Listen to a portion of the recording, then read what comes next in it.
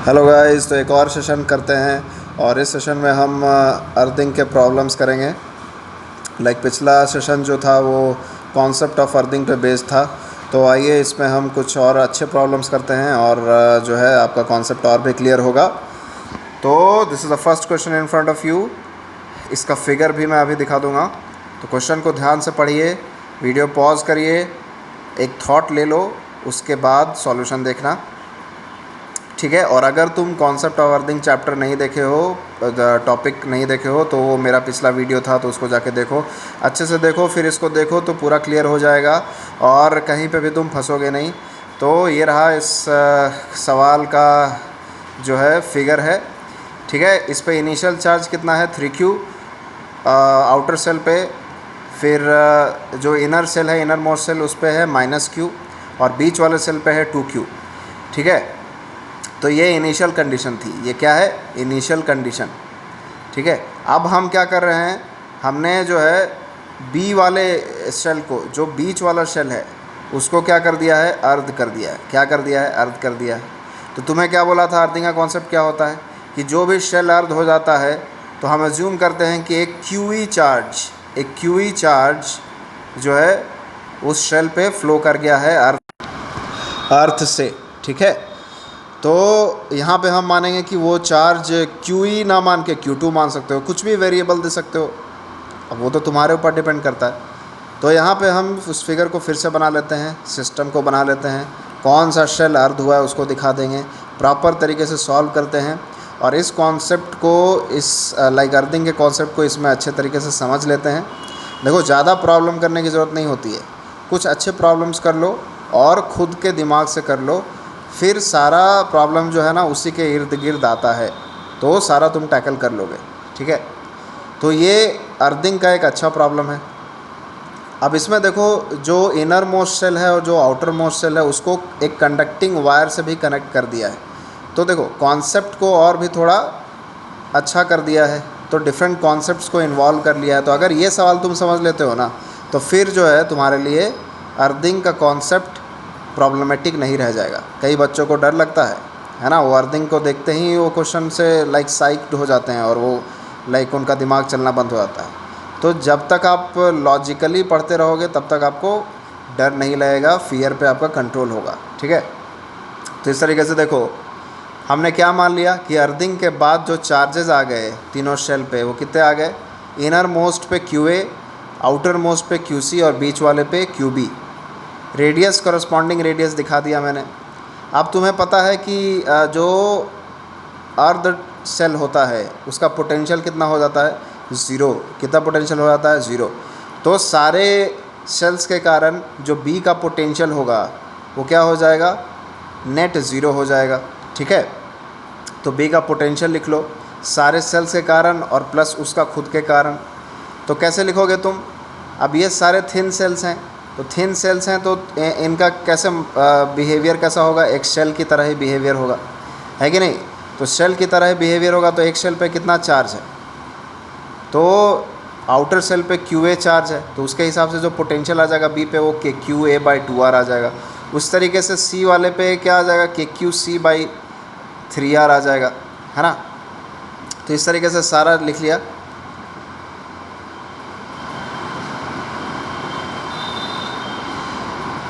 तो यहाँ पे देखो, सारे चार्जेस के कारण हमने पोटेंशियल लिख लिया।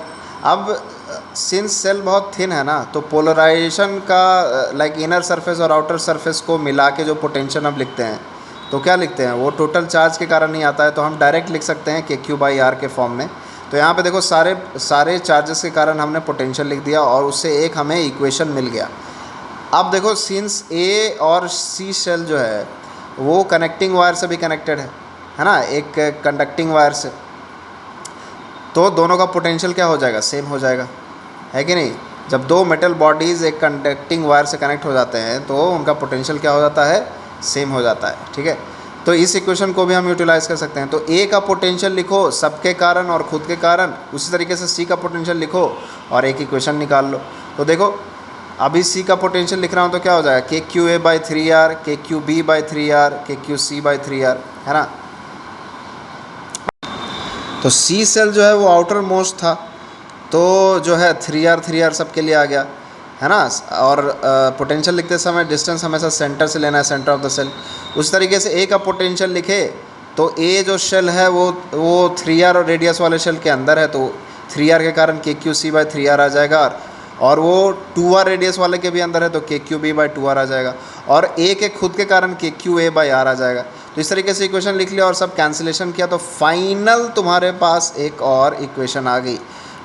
तो यहाँ पे देखो दो वेरिएबल है ना। कितने वेरिएबल हैं? QA, QB और QC, 3 वेरिएबल तुम्हें दिख रहा है।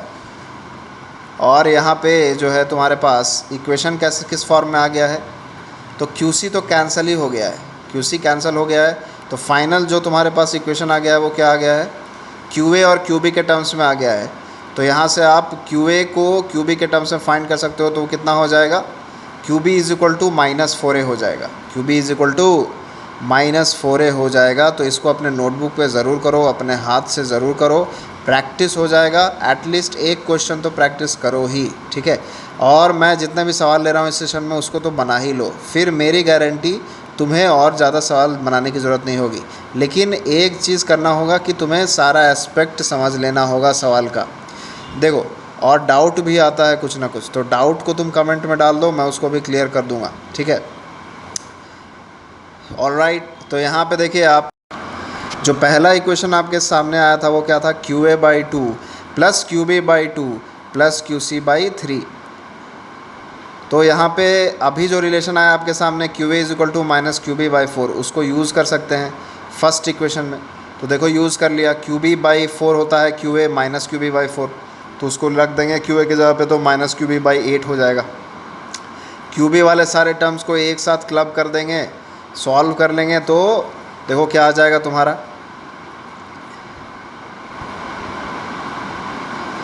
QB और QC के बीच में रिलेशन आ जाएगा, QB और QC के बीच में रिलेशन आ जाएगा, ठीक है। अब सिर्फ सॉल्व करना रह गया है, कॉन्सेप्ट हमने लगा लिया, ठीक है। तो एक चीज़ याद रखना कि थिन शेल में जो है तुम नॉर्मल शेल की तरह पोटेंशियल लिख सकते हो। Inside the cell potential constant होता है, और outside the cell potential is inversely proportional to R, where R is the distance from the centre of the cell, ठीक है। थिक सेल में ऐसा तुम नहीं कर सकते हो, क्योंकि थिक सेल में तुम्हें पोलराइजेशन इफेक्ट जो है वो इनकॉर्पोरेट करना पड़ेगा अपने सॉल्यूशन में। तो उस वैसा सवाल हम नेक्स्ट सवाल लेने वाले हैं।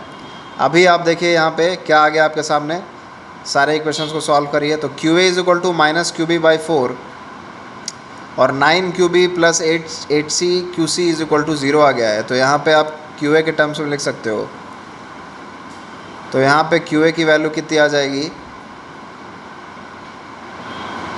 अच्छा, एक और चीज़ तुम्हें एक और इक्वेशन है, जो सिंस A और C शेल जो है वो कंडक्टिंग वायर से कनेक्टेड है, मतलब दोनों के इनिशियल चार्जेस क्या हो जाएंगे, एक टोटल चार्ज की तरह काम करेंगे। तो दोनों पे इनिशियल चार्ज कितना था?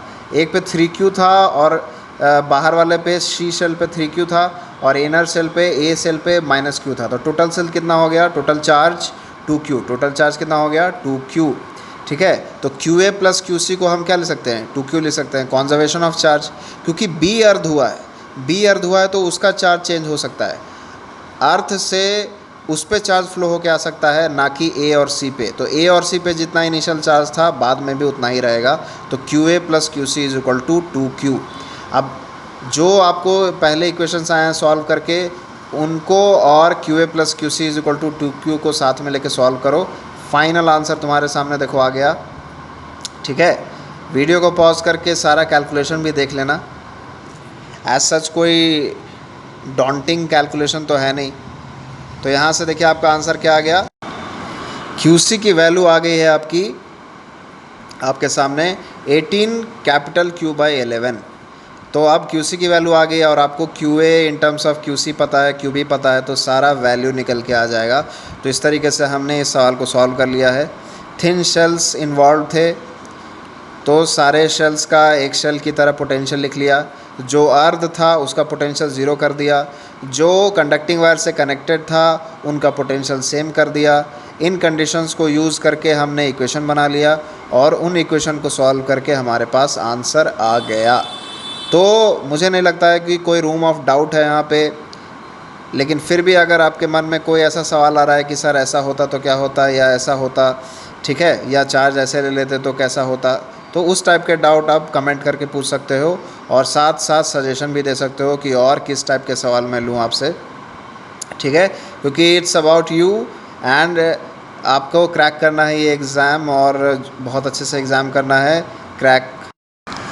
तो बढ़ते हैं हम नेक्स्ट सवाल की तरफ। अब नेक्स्ट सवाल जो आने वाला है ये भी एक डिफरेंट एस्पेक्ट को थोड़ा एक्सप्लोर करेगा। इसमें हम एक थिक शेल लेंगे और एक थिन शेल दोनों साथ में लेंगे, एक ग्राफ भी बनाएंगे। तो ये भी एक अच्छा सवाल है। पहले सवाल में कनेक्टिंग वायर को यूज़ किया था, ठीक है, तो वो एक अलग एंगल था। अब इस सवाल को देखो, तुम लोग ध्यान से पढ़ो सवाल को पहले, और देखो कॉन्सेप्ट कोई नया नहीं लगेगा, ऑलरेडी मैं बता चुका हूँ। अगर आप अभी वीडियो देख रहे हो और पहला वीडियो नहीं देखे हो कॉन्सेप्ट ऑफ अर्थिंग वाला, तो उसको देखो, अच्छा सब कुछ एक्सप्लेन किया गया है उसमें, और इसके बाद इस सवाल को आप सॉल्व करिए तो it will be very fulfilling for you. समझ आ रहा है? तो यहाँ से आप इस सवाल को पढ़िए और एक थॉट ले लीजिए, और फिर करते हैं साथ में सवाल, ठीक है। तो इनर शेल जो है, जो कि एक थिन शेल है, उसको अर्ध कर दिया गया है। क्या कर दिया गया है? अर्ध कर दिया गया है। तो उसकी पोटेंशियल कितनी हो जाएगी? ज़ीरो। कितनी हो जाएगी? ज़ीरो, ठीक है। आउटर जो शेल है वो एक थिक शेल है। कैसा शेल है? थिक शेल, ठीक है। और उस पर टोटल चार्ज कितना दिया गया है? Capital Q. कितना दिया गया है? कैपिटल क्यू, जो सवाल में मेंशन्ड है, ठीक। अब यहाँ पे देखिए, चार्ज क्या होंगे? धरती से कुछ चार्ज इनर शेल पे जाएगा, जिसके कारण जो है पोलराइजेशन होगा। पोलराइजेशन के कारण चार्ज इंडक्शन होगा। तो आउटर थिक शेल पे जो है इनर सरफेस पे कुछ चार्ज आ जाएगा और आउटर सरफेस पे कुछ चार्ज आ जाएगा। अब आउटर जो थिक शेल है उसको एक थिन शेल की तरह ट्रीट नहीं कर सकते हैं, तो दो आउटर शेल के दोनों सरफेस, इनर भी और आउटर भी, तो दोनों सरफेसेस एक शेल की तरह बिहेव करेंगे, रेस्पेक्टिव सेल्स, ठीक है। तो थिक शेल को तुम कॉम्बिनेशन ऑफ दो सेल्स मान सकते हो, दो थिन सेल्स। क्या बोला मैंने? थिक शेल को तुम कॉम्बिनेशन ऑफ दो थिन शेल्स मान सकते हो, एक इनर वाला सरफेस और एक आउटर वाला सरफेस, ठीक है।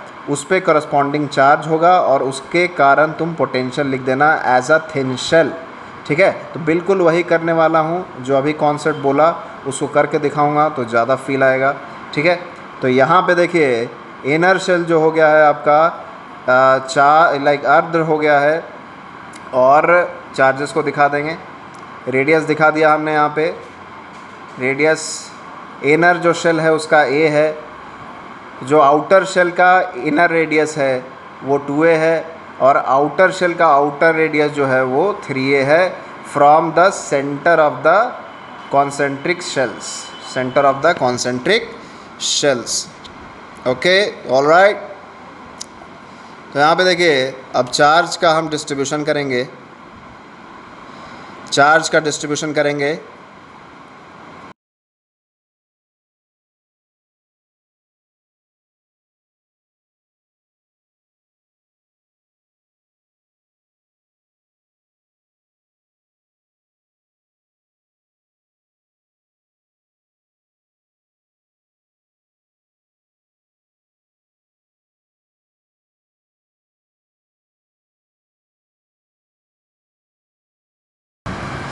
तो यहाँ पे इस तरीके से अर्थिंग दिखा दिया है, और हमने अज्यूम कर लिया कि अर्थ से जो चार्ज फ्लो करके आया है इनर शेल पे वो कितना है? QE। कुछ भी बोल सकते हो। QE जो है, ई सबस्क्रिप्ट जो है वो अर्थ को दिखा रहा है, Q1 Q2 कुछ भी बोल सकते हो, ऐसा कुछ ज़रूरी नहीं है। तो QE हो गया, तो उसके कारण इनर सरफेस पे क्या आ जाएगा? थिक शेल के इनर सरफेस पे -QE। तुम्हें पता है गॉस लॉ से कि इनर सरफेस पे क्या होता है? इक्वल एंड ऑपोजिट चार्ज होता है। क्या होता है? Equal and opposite charge. तो कॉन्जर्वेशन ऑफ चार्ज से आउटर सरफेस पे क्या आ जाएगा? क्या आ जाएगा? Q प्लस क्यू ई, ठीक है। तो देखो थिक शेल पे टोटल चार्ज Q ही रह गया, कैपिटल Q। तो हमेशा ऐसे चेक करके देख लिया करो, कुछ भी एब्सर्ड एजम्पशन नहीं होगा फिर। अब इसके बाद देखिए, हमने इनर शेल को अर्ध कर दिया है, तो उसका पोटेंशियल कितना होगा, 0। तो इस कॉन्सेप्ट को यूज़ करते हुए हमने उसका पोटेंशियल लिख लिया। तो थिक शेल का भी कंट्रीब्यूशन आएगा और उसका खुद का कंट्रीब्यूशन आएगा। तो मैंने क्या बताया था, थिक शेल को अब तुम दो सरफेसेस की तरह देख सकते हो, एक इनर एक आउटर। इनर पे भी चार्ज है, आउटर पे भी चार्ज है। इनर का भी एक शेल की तरह लिख दो, आउटर का भी एक शेल की तरह लिख दो। तो देखो थिक शेल का दो टर्म्स आया है इन कंट्रीब्यूशन, ठीक है। अब सारे को ओपन कर दो और सॉल्व कर लो, तो यहाँ से तुम्हें एक इक्वेशन मिल के आ जाएगा, है कि नहीं। तो थिक शेल का पोटेंशियल कंट्रीब्यूशन कैसे लिखना है यहाँ पे सीख लिया हमने। थिक शेल को you can consider as a combination of two shells, one inner surface and one outer surface. Then use the formula of potential for a shell for both the surfaces, ठीक है। तो clearly put कर दिया मैंने यहाँ पे। अब यहाँ पे हमने लिख लिया है पोटेंशियल, तो यहाँ पे आपके पास एक वैल्यू आ जाएगी एट द एंड। तो देखिए ये वैल्यू क्या है, क्या आती है। हाथों हाथ सॉल्व करते रहो तो और भी ज़्यादा फील आएगा, ठीक है।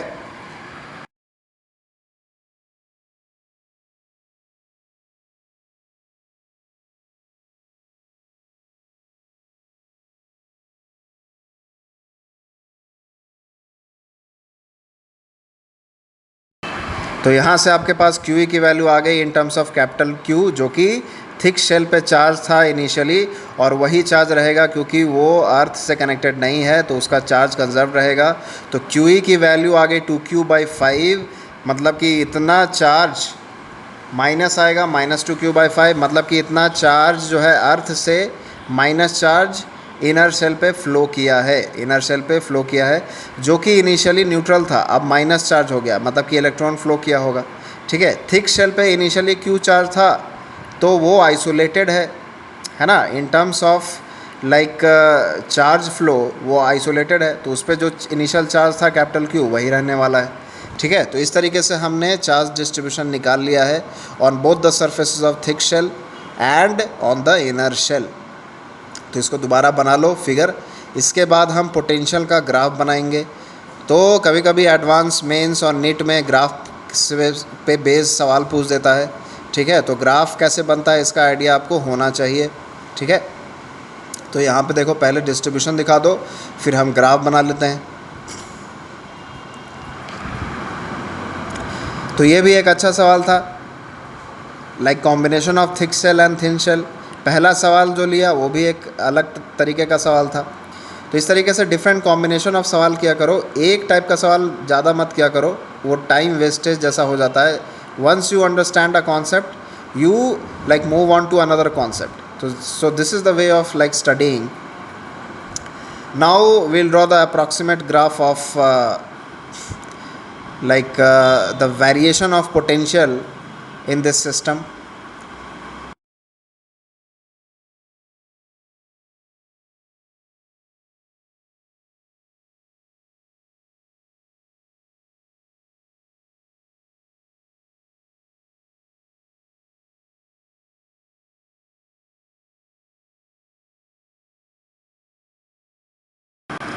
तो यहाँ पे हम ग्राफ बना रहे हैं यहाँ पे।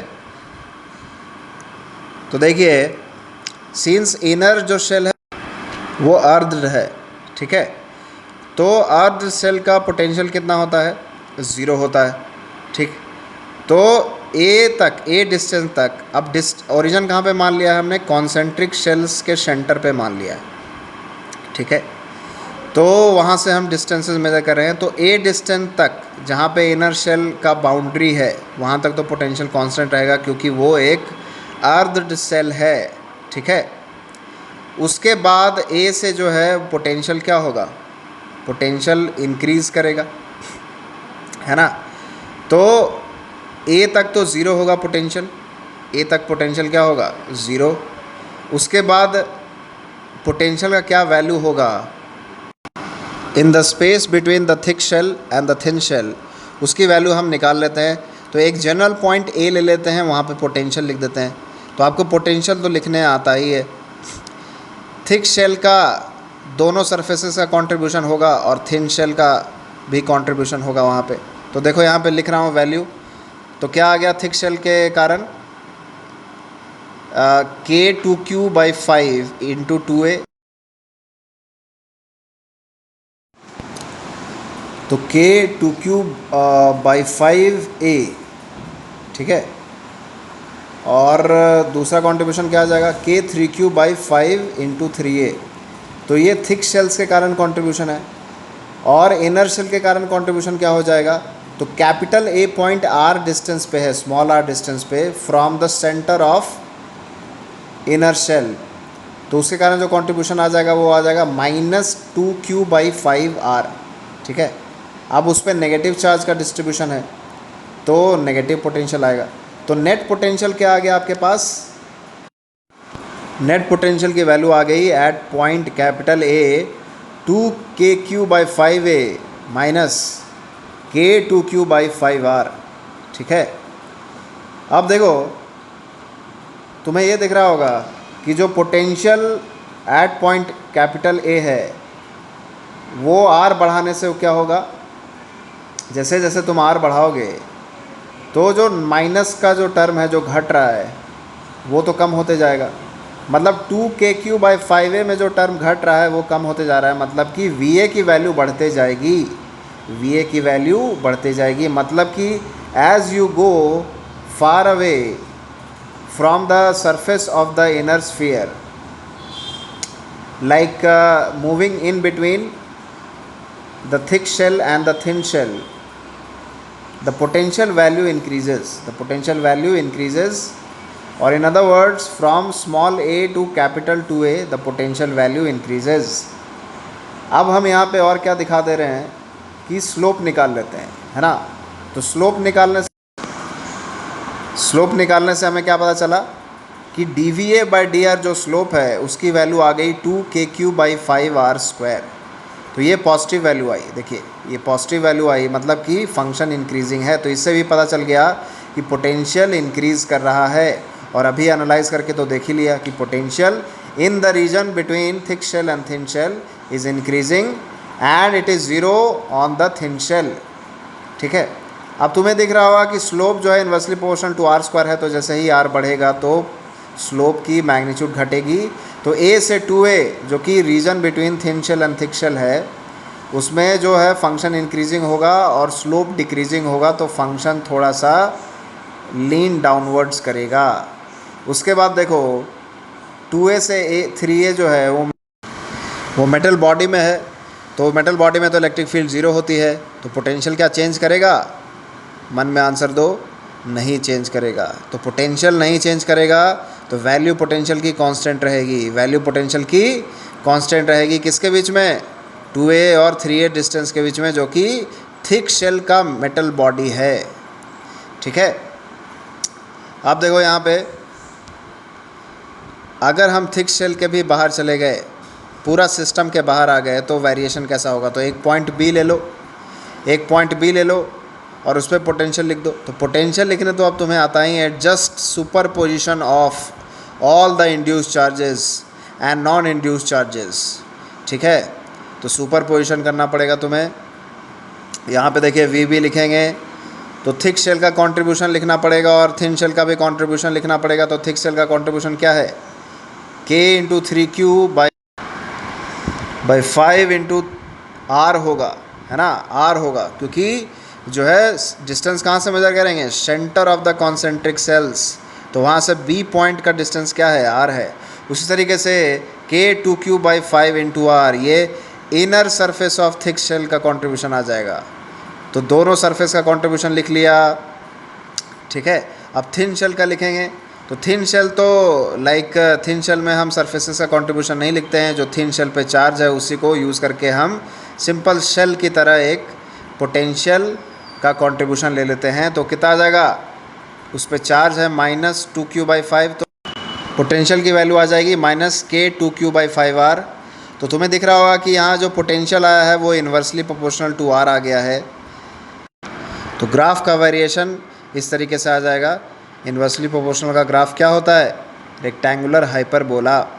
तो यहाँ पे देखो -k2q/5r आया था, तो k2q/5r से कैंसिल होके फाइनल वीबी पे पोटेंशियल कितना आ गया, k3q/5r, तो inversely proportional to r।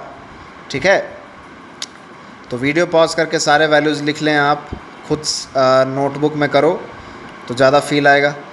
C point पे जो है क्या होगा पोटेंशियल, तो सी पॉइंट कहाँ पे लिया है हमने, देखो मेटल बॉडी के अंदर। तो मेटल बॉडी के अंदर पोटेंशियल मैंने क्या बोला, कांस्टेंट होगा, तो उसकी वैल्यू आ जाएगी KQ/5A। क्या आ जाएगी, KQ/5A। तो यहाँ पे पोटेंशियल की वैल्यू देखो, सारा लिख रहा हूँ मैं, सारा कंट्रीब्यूशन, फाइनल जो वैल्यू आ जाएगी वो KQ/5A ही आ जाएगी। कैसे लिख रहा हूँ, अगेन थिक शेल का कंट्रीब्यूशन और थिन शेल का कंट्रीब्यूशन। थिक शेल के दो सरफेसेस, थिन शेल अकेला खुद, कैंसिल हो गया वैल्यू, क्या आ गया वैल्यू देखो, KQ/5A। क्या आ गया, KQ/5A। ठीक है, तो मैंने तुम्हें बोला कि जो है in the inside metal body जो पोटेंशियल की वैल्यू आनी है वो कितनी आनी है, KQ/5A आनी है। ठीक है, और ये वैल्यू देखो एक कांस्टेंट वैल्यू आई है, एक कांस्टेंट वैल्यू आई है। Electric field in the metal body 0 है, तो ये वैल्यू क्या होगी, कांस्टेंट। थोड़ा सा और चेक कर लेते हैं, थोड़ा सा और स्क्रूटनाइज कर लेते हैं सिचुएशन को।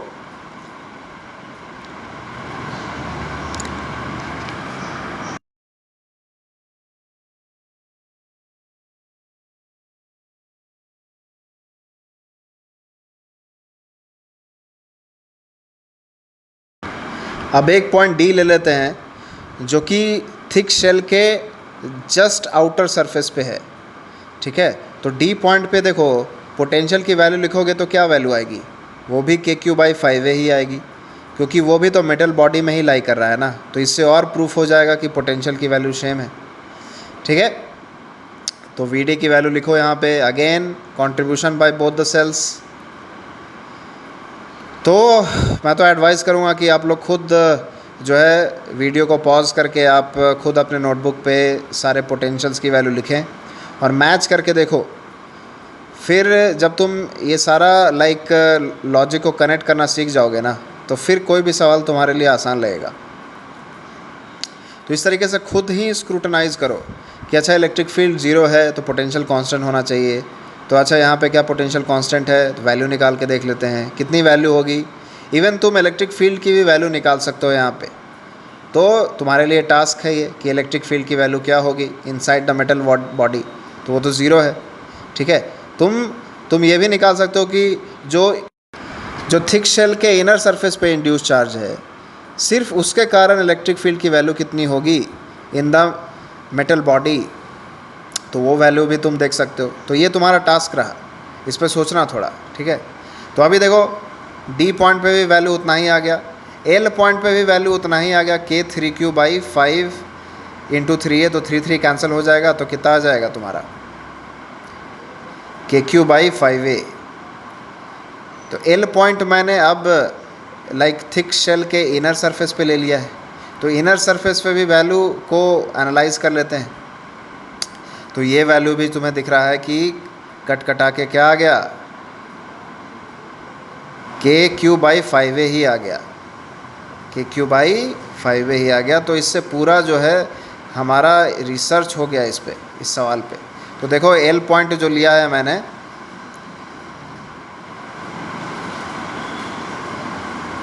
वो इनर सरफेस पे है ऑफ द थिक शेल, तो एल, सी और डी तीनों पे पोटेंशियल की वैल्यू सेम आई।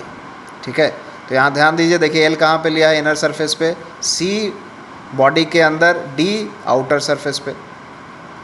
ठीक है, तो सारे पे पोटेंशियल की वैल्यू क्या आ गई है, सेम। ग्राफ का वेरिएशन ऐसा आया है। तो इस तरीके से भी इस सवाल को हमने देख लिया। ये भी एक अच्छा स्टैंडर्ड सवाल है। ठीक है, जो आपको ग्राफ बनाना सिखाता है, स्लोप निकालना सिखाता है, 11th के कॉन्सेप्ट को रिलेट करता है। ठीक है, तो अब हम बढ़ते हैं लास्ट सवाल की तरफ। तो लास्ट सवाल आपके सामने है, इसको भी सॉल्व करिए। वीडियो को पॉज कर लो, आंसर निकाल लो। मल्टीपल चॉइस है, मल्टीपल आंसर करेक्ट है इसमें। कॉन्सेप्ट तुम्हें पता है कैसे सॉल्व करना है, तो इसमें कोई रॉकेट साइंस नहीं है। एक सेट तरीका होता है, उस सेट तरीके को सीख लो, फिर जो है खेलो कूदो, कोई टेंशन नहीं। बट सीखने के बाद जब तक कॉन्सेप्ट समझ में नहीं आएगा तब उलझन जैसी फीलिंग होगी तब तक। इसलिए आप जो है जब भी टाइम मिले आप कॉन्सेप्ट क्लियर कर लें, मेरे वीडियोस को देखो, मेरे चैनल को फॉलो करो, बहुत डिटेल में सारा कुछ प्रेजेंट किया जा रहा है। तो इस सवाल को करिए और आंसर निकालिए। अर्थिंग का अगेन एक अच्छा सवाल है ये। तो 3 थिन शेल्स हैं, क्या है, 3 थिन शेल्स हैं और 2 जगह अर्थिंग की हुई है, ठीक है। तो तीनों सवाल में अलग अलग वेरिएशन था। पहला सवाल में कंडक्टिंग वायर था, दूसरे सवाल में थिक शेल को इन्वॉल्व कर लिया था, और इस सवाल में 2 जगह अर्थिंग है, ठीक है। तो कोई नई बात नहीं है, ठीक है। इसको भी आराम से हम लोग सॉल्व कर लेंगे। Q1, Q2 और Q3 मान लेंगे कि चार्जेस हो गए आफ्टर अर्थिंग, और जो शेल अर्थ हो गया है उसका पोटेंशियल क्या हो जाएगा, ज़ीरो। क्या हो जाएगा, ज़ीरो। तो 2 इक्वेशन बन जाएंगे हमारे पास, दोनों इक्वेशन को सॉल्व करेंगे, आंसर निकल के आ जाएगा और ऑप्शंस को मैच कर लेंगे। तो यहाँ पे आप जो है चार्ज डिस्ट्रीब्यूशन कर लीजिए, कौन सा शेल अर्थ हुआ है ये प्रॉपरली दिखा दो, और जो भी शेल अर्थ हुआ है उस पर सारे शेल्स के कारण पोटेंशियल लिख दो और उसको फिर ज़ीरो के बराबर पुट कर दो।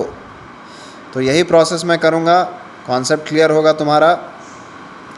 कहीं पे भी आपको थोड़ा सा भी फास्ट लगे तो वीडियो को पॉज करके आप सारा कुछ समझ लो, रिपीट करके भी देख सकते हो, बहुत फ़ायदा होता है। अगर आपके पास वीडियो लेक्चर्स हैं तो लाइव लेक्चर्स में प्रॉब्लम होता है, टीचर आगे निकल जाता है, कई बार आप पीछे डाउट भी नहीं पूछ पाते हो। तो यहाँ पे आप डाउट भी पूछ सकते हो, कमेंट सेक्शन में डाउट डाल दो प्रॉपर तरीके से।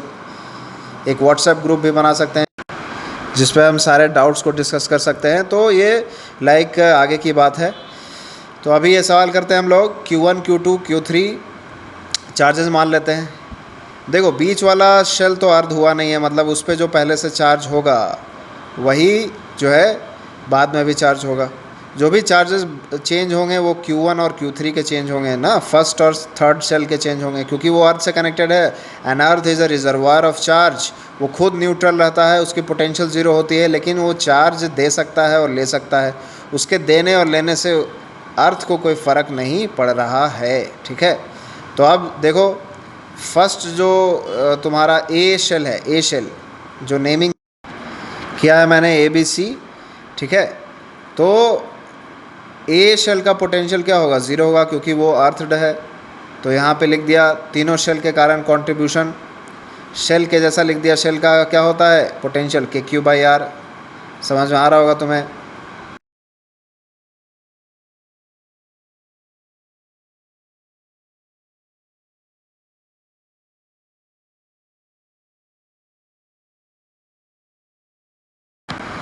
तो यहाँ पे सारी वैल्यूज़ लिख ली हमने। तो KQ1/3R plus KQ2/3R plus KQ3/3R, ये VC के पोटेंशियल को ज़ीरो करने से सारी वैल्यूज़ आई हैं। तो आपके पास 2 इक्वेशन आ गया, और VA के पोटेंशियल को ज़ीरो करने से KQ1/R plus KQ2/2R plus KQ3/3R ये आया है, ठीक है। तो उससे एक इक्वेशन क्या आ गया आपके पास, Q1 plus Q2/2 plus Q3/3 is equal to zero. और VC के पोटेंशियल को ज़ीरो करने से आपके पास इक्वेशन आ गया Q1 plus Q2 plus Q3 is equal to zero, ठीक है। तो यहाँ से देखो minus Q2 is equal to क्या आ गया, Q1 प्लस Q3। तो ये भी एक ऑप्शन में था, फर्स्ट ऑप्शन, तो फर्स्ट ऑप्शन सही हो गया। अब रेशियोज़ पूछ दिया है तुमसे, Q1 और Q1:Q3, और जो भी सारे रेशियोज़ हैं उसमें देख लेना तुम। तो इस तरीके से हमारे पास 2 इक्वेशन है, अब तुम सॉल्व कर सकते हो।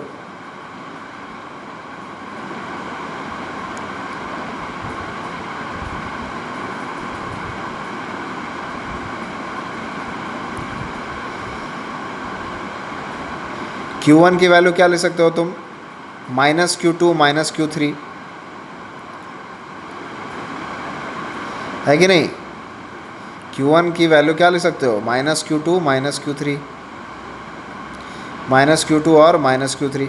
तो Q1 की वैल्यू आप डाल देंगे इसमें, जो लास्ट में इक्वेशन लिखा हुआ है, तो -Q2 डाल दो यहाँ पे, -Q2 और -Q3 डाल दो, plus Q2/2 plus Q3/3।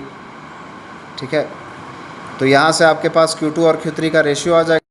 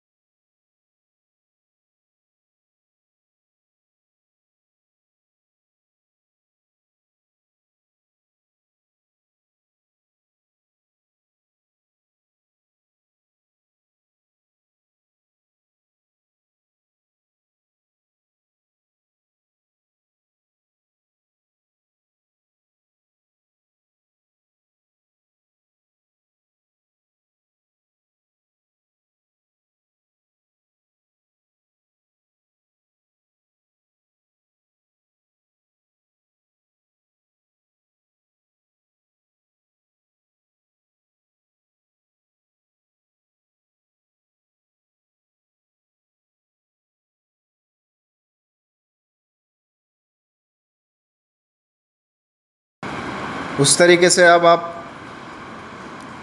Q2 को क्या लिख सकते हो, -Q1 -Q3। ठीक है, -Q1 और -Q3, तो इसको यूज़ कर लेंगे हम अगेन। बाकी चीज़ों को मिटा देता हूँ यहाँ पे।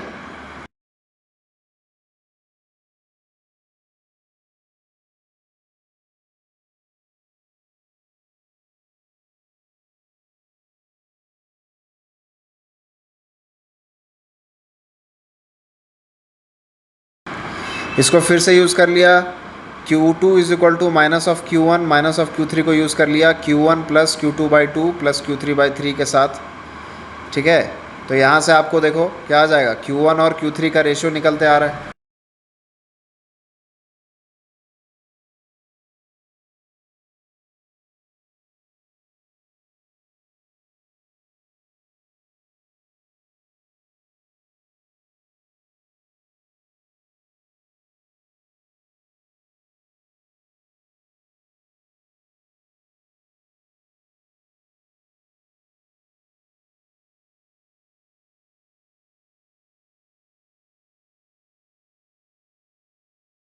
तो Q3 और Q1 का रेशियो यहाँ पे क्या आ गया, 3:1। तो ये भी एक ऑप्शन में था, ये भी आंसर हो गया। ठीक है, ऑलराइट, तो यहाँ पे हमने इसको भी सॉल्व कर लिया है। बेसिकली कॉन्सेप्ट तो वही था अर्थिंग का, उसके लाइक मदद से हमने इक्वेशंस लिखा। जो शेल अर्थ था उसका पोटेंशियल ज़ीरो होता है, तो सारे पोटेंशियल लिख के ज़ीरो कर दिया, 2 इक्वेशन मिल गई, और उसके बेसिस पे ये मल्टीपल चॉइस बना दिया है। तो इस तरीके के सवाल आप आसान से टैकल कर सकते हो जब आपको कॉन्सेप्ट आता है। तो सी पार्ट भी इसका आंसर है, उसको भी आप सॉल्व कर लीजिएगा, बहुत आसान।